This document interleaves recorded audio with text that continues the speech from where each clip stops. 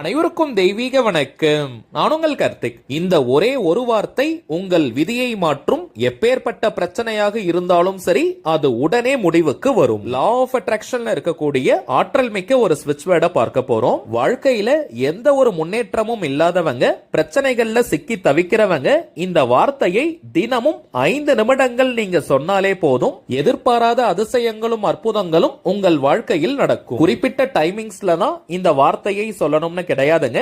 எந்த நேரத்துல நீங்க ரிலாக்ஸ்டா அமைதியா இருப்பீங்களோ அந்த நேரத்தில் வெறும் 5 நிமிடங்கள் இந்த வார்த்தையை சொல்லுங்க. இத்தனை முறை சொல்லணும்ன்ற எண்ணிக்கை கவுண்டிங் முக்கியம் கிடையாதுங்க.